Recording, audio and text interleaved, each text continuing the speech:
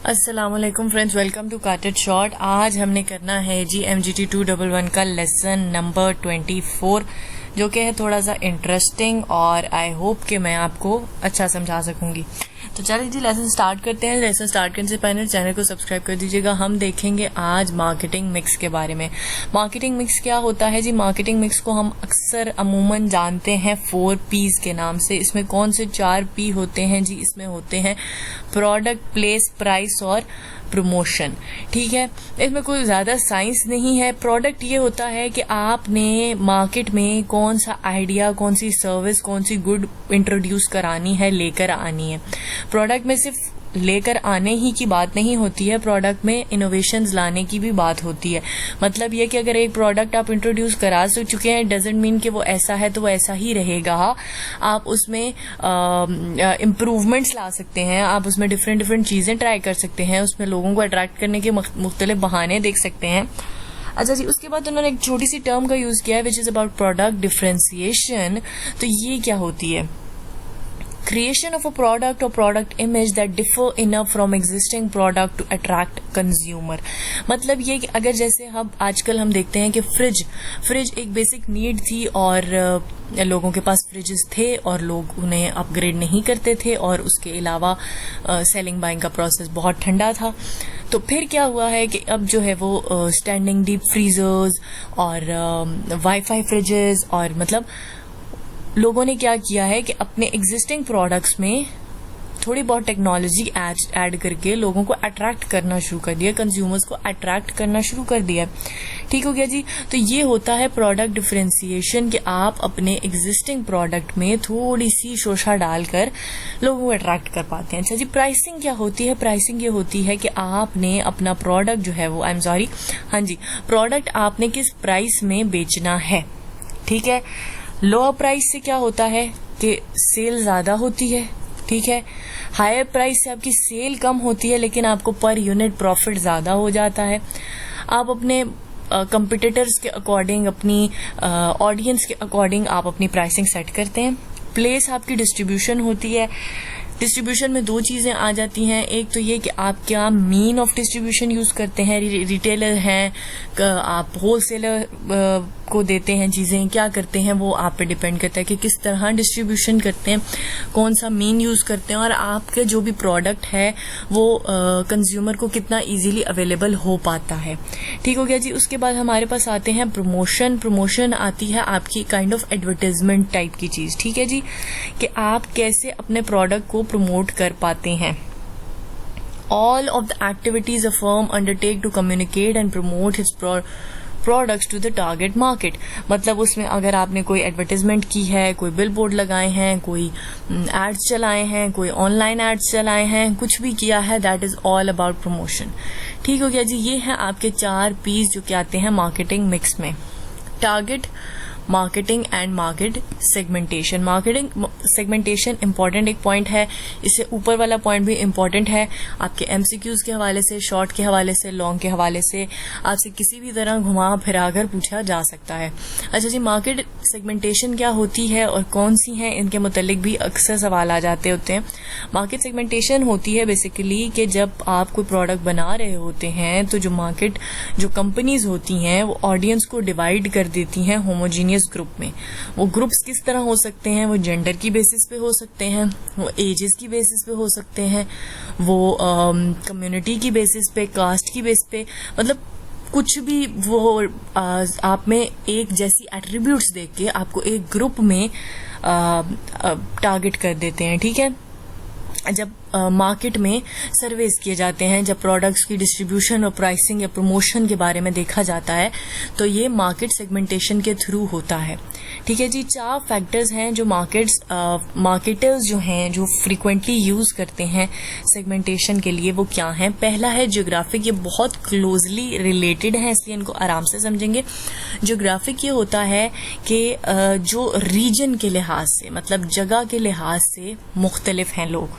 ठीक हो गया। अब कैसे हैं ये हम आपको समझाते हैं।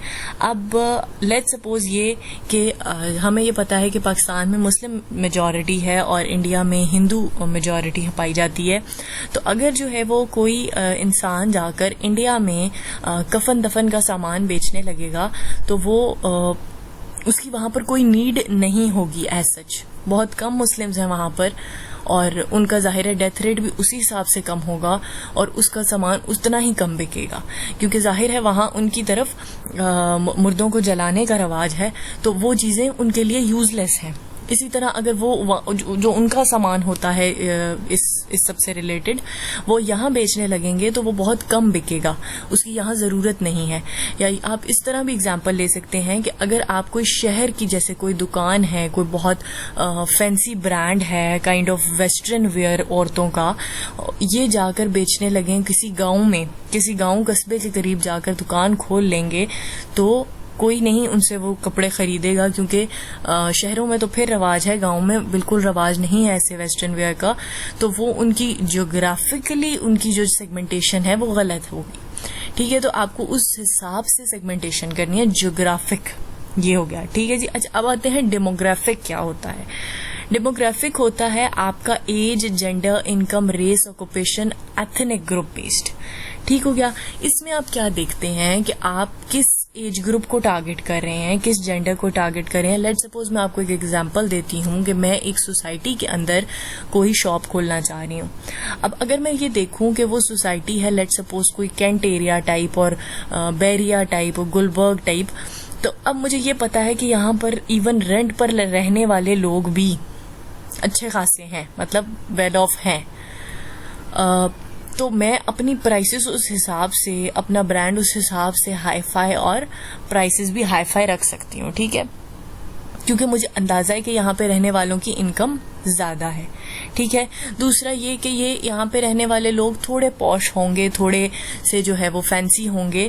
Fancy not in a term that गोटा किनारी फैंसी, फैंसी मतलब जरा थोड़े टिशकम टैश वाले लोग होंगे। तो मैं अपनी चीजें उस हिसाब से डिजाइन करके उन लोगों को टारगेट करूंगी। ठीक है जी।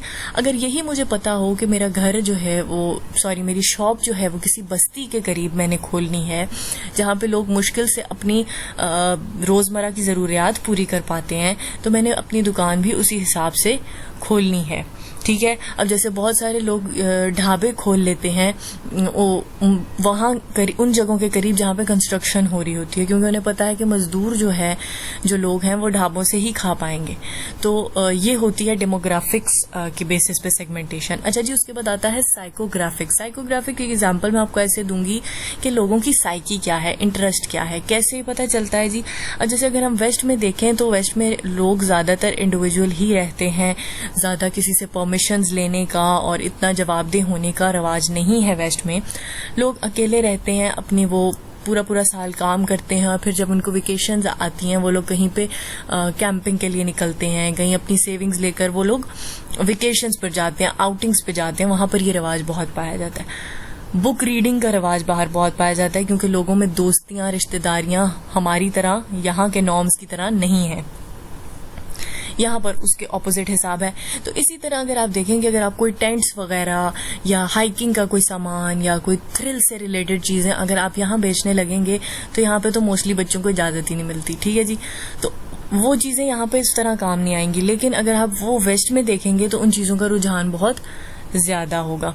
बिहेवियरल किस तरह से हो सकता है? बिहेवियरल की एग्जांपल अगर आपको ऐसे दी जाए तो ये है कि अगर जैसे यहाँ पर जिम के इतना कॉन्सेप्ट नहीं है, मतलब है, बहुत सारे लोग जाते हैं, लेकिन बहुत आप कहेंगे कि कॉमन नहीं है ये बिहेवियर यहाँ पे देखा जाता। तो अगर जो जिम के प्रोटीन्स टाइप जो होते हैं, अगर उनकी कोई दुकान खोल ली जाए तो बहुत सारे लोगों को तो उनकी नॉलेज ही नहीं है। ठीक है, उनकी अवेयरनेस ही नहीं है, पता ही नहीं है कि वो प्रोडक्ट क्या है, उनको कैसे यूज करना है, तो उनका कोई भी हमसे ताल्लुक नहीं होगा। ठीक हो गया जी। तो ऐसी जगह पर ऐसे लोगों को टारगेट करना चाहिए कि अगर जो ज्यादा जिम फ्रीक होंगे, जो यंग जनरेशन है, जो लड़के हैं, जो कह लें कि आप यूनिवर्सिटीज़ के करीब या कोई इस तरह के लोग, यहाँ पे आप ऐसी शॉप्स खोलेंगे तो उनको अवेयरनेस भी होगी, उनको उन चीज़ों का पता भी होगा। ठीक है, तो इस तरह होती है सेगमेंटेशन, और ये होती है एक इम्पॉर्टेंट टर्म, और ये है एक इम्पॉर्टेंट लेक्चर। तो इसको आपने अच्छे तरीके से प्रिपेयर करना है।